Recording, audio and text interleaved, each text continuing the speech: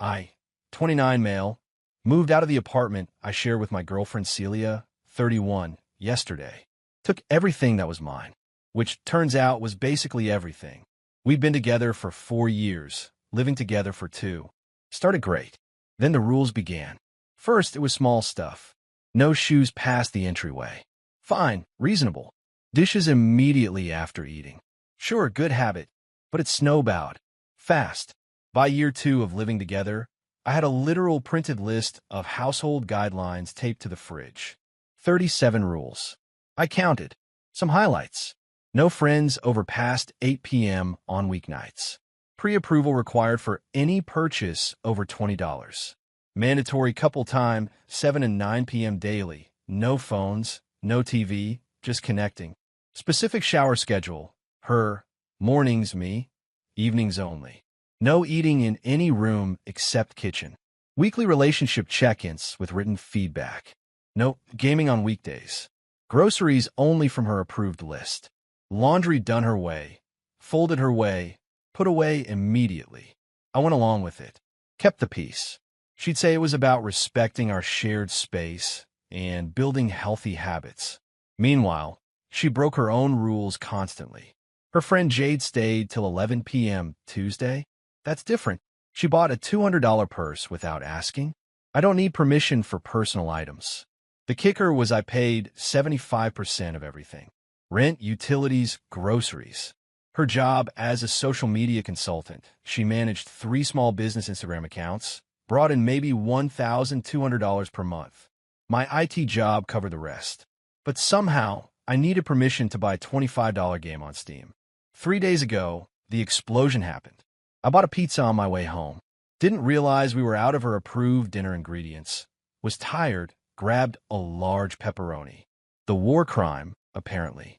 You didn't check the meal plan. Celia, it's just pizza. I was hungry. It's about respect. The plan says Tuesday is salmon. We don't have salmon because you were supposed to shop Monday. I worked late Monday. You were home all day. Wrong thing to say. She went nuclear. Screamed about my lack of commitment to our systems. How I constantly undermined her efforts to build structure. How I was sabotaging our future. Then she said it. The magic words. If you don't like my rules, leave. Something in me just clicked. For years of walking on eggshells, following arbitrary rules that only applied to me, asking permission to live in my own home. Done. Don't mind if I do. She laughed. That bitter, condescending laugh. You're right. You wouldn't last a week without me keeping your life together. I didn't argue. Just went to bed. Yesterday morning, she left for her yoga brunch shopping routine. Every Wednesday, like clockwork. I took the day off work. Rented a U-Haul. Started packing. Here's what I took. All furniture. I bought it all. TV, game systems, electronics, mine. Kitchen appliances, except her Vitamix. Bedding, towels, I bought them. All streaming passwords. Change them first. My name off the lease, month to month, thank God. Every subscription canceled. Her supplementary credit cards, canceled. Utilities, cancellation notice for end of month. What I left. Her clothes and personal items. Her beloved Vitamix. The printed household guidelines on the fridge. A sticky note. Per your request, I've left.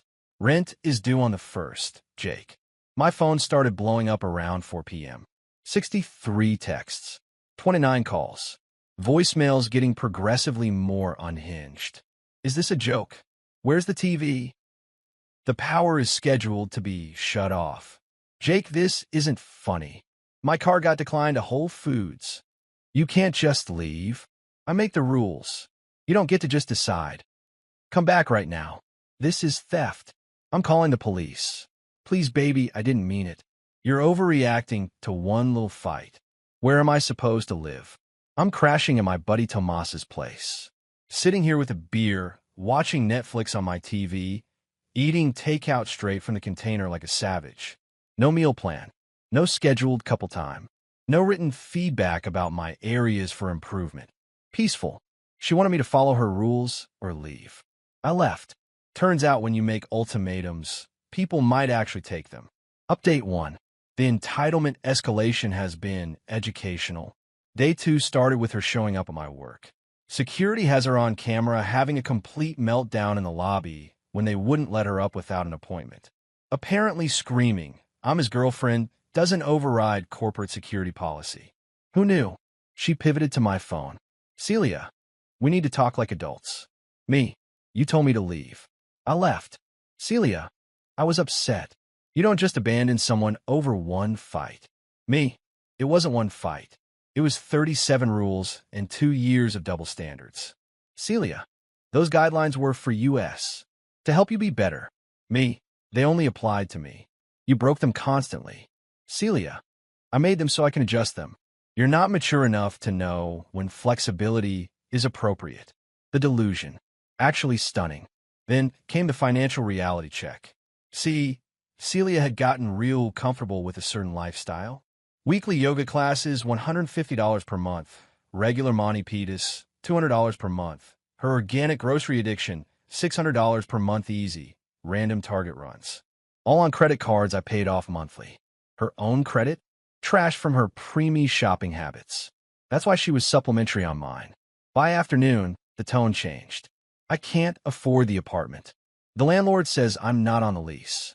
I need money for groceries. This is financial abuse. You OWE me support." I structure my whole life around our relationship. That last one, structure her life. You mean sitting at home, making TikToks while I work 50-hour weeks? Then came the proxy attacks. Her mom called. Her sister Dina texted. Her best friend Layla sent a DM novel about how devastated Celia was, how I ripped away her stability. My response to all of them, she told me to leave. I left. But here's where it gets good. Layla lets slip something interesting. Apparently, Celia had been bragging for months about how she had me properly trained, how her relationship system was revolutionary. She was planning to start a coaching business. From chaos to control, how I transformed my boyfriend. I was her test subject, her success story. And now her whole plan was ruined because the lab rat escaped. Day 3 brought legal threats. She found some template online and sent me a formal demand for 3 months of transition support, $6,000. Return of shared property, everything I took. Compensation for emotional damages. Payment for her to reestablish housing. I forwarded it to my cousin, who's a paralegal. He laughed, said it looked like she Googled how to sue boyfriend and copy-pasted the first result. Then, the real kicker. Tomas came home from work with gossip. His girlfriend works at the same yoga studio Celia goes to. Apparently, Celia had been telling everyone for weeks that she was planning to upgrade from me once her coaching business took off. That I was practice for the real relationship she'd have with someone more successful. But she needed me to keep paying for everything until then. So much for being devastated about losing the love of her life. I'm looking at apartments tomorrow. 1 bedrooms. No rules on the fridge. No mandatory feedback sessions. No pre-approval for pizza. Freedom tastes like pepperoni. Update 2. The extinction burst is real, but make. If financial desperation with a side of delusion. First, she tried emotional manipulation. Showed up at Tomas's place at 11 p.m. Sunday with a box of my stuff I didn't even want, old college textbooks, some USB cables. Mascara strategically smeared, wearing the dress from our anniversary dinner. I just wanted to return your things. I'm not the type to keep what's not mine. Noble. Except she was angling to get inside. When Tomas didn't bite, she tried peeking around him. Is Jake here? I have his things. You can leave them. I'll make sure he gets them. I need to talk to him. Just 5 minutes. He said no contact. Then the mask slipped. This is kidnapping. You're holding him against his will. Tomas, bless him, just said, "Lady, he's at the gym." Also, that's not what kidnapping means. And close the door. But the real entertainment started Monday. Remember her Instagram coaching business dream? Well, she decided to launch it. With me as the unwilling case study. Posted a whole series, When You've Given Too Much, recognizing emotional manipulation. According to her version, I was chronically unemployed. I've had the same job for 5 years. She supported me financially, opposite land. I refused to contribute to household management. I wasn't allowed to. I abandoned her after she set healthy boundaries. 37 rules equals healthy. I stole shared property out of spite. I took what I paid for. The comments were initially supportive. You go, girl. Know your worth. Then people started noticing things, like the tag locations on her old posts, expensive restaurants that I paid for, vacation photos that I funded, haul videos with my credit card. Someone commented, wait, if he was unemployed, how did you afford all those trips? She deleted it, but people screenshotted. The narrative started crumbling. Then Wednesday happened. D-Day. I found a perfect apartment. Put down the deposit. Moving in this weekend. Texted her that I'd be getting my remaining stuff from our old place Friday afternoon, and she needed to be out. Her response was magnificent in its entitlement. You don't get to tell me when to be in my home. It's not your home. You're not on the lease. I've lived there for 2 years as my guest, which ended when you told me to leave. You can't make me homeless. I have rights. You have until Friday. After that, the landlord handles it. She tried calling the landlord. Poor Mr. Peterson had to explain that no, living somewhere doesn't automatically make you a tenant if you're not on any paperwork and don't pay rent. She screamed at him too. Thursday was the negotiation phase. Suddenly, I was the love of her life again. She'd reflected on her mistakes. The rules were just her way of showing love. She'd gotten carried away with the structure. We can start fresh. No rules. Pass. Just a few rules. The important ones. No. Jake, please. I'll go to therapy. Great idea. Good luck with that. Then, the final attempt. The Hail Mary. She sent photos of her in situations with a message. Remember what you're giving up. I replied with a photo too. On my new apartment key. Already got something better. Radio silence for 2 hours. Then, you're making a huge mistake. I'll give you one last chance to fix this. Come home by tonight or we're done. We've been done since you told me to leave. I didn't mean it. I did. Friday afternoon came. I showed up with Tomas and another buddy, Diego. The apartment was instructive. She trashed it. Not violent damage, just stopped doing anything. Dishes piled up, garbage overflowing, laundry everywhere. The woman who demanded hospital-level cleanliness had been living in filth for a week because she literally didn't know how to maintain a space without someone else doing it. She sat on the floor. I'd taken the couch, surrounded by printouts. Apartment listings she couldn't afford. Job applications for positions she wasn't qualified for. Loan applications that were clearly going nowhere. Happy now, she said. You've ruined my life. You told me to leave. I left. I didn't mean it. Then you shouldn't have said it.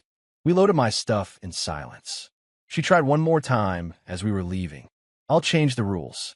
You can have friends over whenever. You can eat in the living room. Please. It was never about the rules, Celia. It was about the fact that you thought you had the right to make them. The last thing I saw was her standing in the doorway of the empty apartment, holding that laminated list of rules, looking absolutely baffled that her system had failed. Final update. So this is how it ends. Not with a bang, but with a whole lot of reality checks. First, the immediate aftermath. The landlord evicted her. Not out of spite, but because she couldn't pass the credit check to take over the lease. She tried to squat, claimed tenant rights. Mr. Peterson had to get the sheriff involved. Took 2 weeks, but she was officially out. Where'd she go? Back to mommy and daddy. At 31. But she wasn't done with me. Oh no. She had one more card to play. Small claims court. I got served 3 weeks ago. She was suing me for unlawful eviction, $3,000. Theft of shared property, $5,000. Financial abandonment, $4,000. Intentional infliction of emotional distress, $3,000. $15,000 total. For leaving when she told me to leave. I hired a lawyer. Not because I was worried, but because I wanted this done right. Cost me $500 for the consultation and court appearance. Best money I ever spent. Court day was last Tuesday.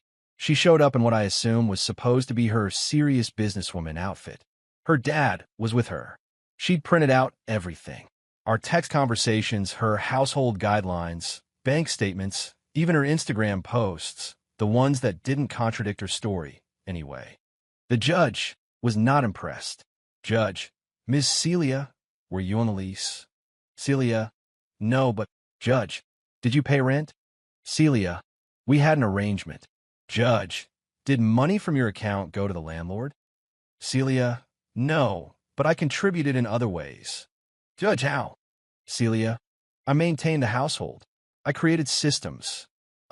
Judge, did Mr. Jake ask you to leave? Celia, I didn't mean it literally. Judge, but you did say it? Celia, yes, but it went downhill from there. She tried to claim the furniture was ours because she'd helped pick it out. The judge asked for receipts. All in my name. She claimed financial abandonment. The judge noted she was never financially dependent on me as we weren't married and she had her own income. The emotional distress claim? The judge actually asked her to explain how me complying with her request caused her distress. Best part, my lawyer presented her Instagram posts. The ones about her revolutionary relationship system and how she was going to upgrade from me. The judge asked if she'd been planning to end the relationship anyway. She stammered. Her dad looked confused. Guess she hadn't told him that part. Verdict, case dismissed. All claims. She owes me $500 for my legal fees. But wait, there's more. Remember her big coaching business idea? From chaos to control. She actually tried to launch it. Made a website and everything. Posted testimonials from friends, fake. Created a $299 course on relationship architecture. Sold exactly zero. Turns out nobody wants relationship advice from a 31-year-old who lives with her parents and sued her ex for following her. Instructions. Her Instagram following tanked. From 2,000 to maybe 300. The yoga studio quietly suggested she find another location. Tomas's girlfriend overheard the manager, saying Celia was too dramatic for their peaceful environment. Those 3 small businesses she did social media for, they dropped her. One of them hired me to fix their website. During the meeting, they mentioned their last social media person went off the rails and started posting about her personal drama on their business account. Last I heard through the grapevine, still at her parents' house, working part-time at a vitamin shop. Dating some guy from her gym who apparently loves that she's so organized. Still posts about toxic exes and knowing your worth. Still has that laminated list of rules. Her mom found it and threw it out, but she reprinted it. Me, living my best life. My apartment is clean but lived in. I eat pizza in bed sometimes. I have friends over whenever I want. I bought a PS5 without asking permission. I'm dating someone who thinks rules in a relationship should be things like be kind and communicate openly, not fold the fitted sheets into perfect squares. Funny thing about ultimatums. When you tell someone, do this or leave, you better be prepared for them to leave. And when they do, you don't get to cry about it. She was right about one thing, though. I wouldn't last a week without her keeping my life together. I've lasted a month, and it's been fantastic. To everyone saying I was too harsh, she literally told me to leave. I literally left. Actions meet consequences. To everyone who's been through something similar, your peace of mind is worth more than their rules. And to Celia, if you're reading this, hi. I know you still check my socials, thanks for the push. Leaving was the best thing you ever told me to do. Peace out. I bought a pizza to order, without checking a meal plan.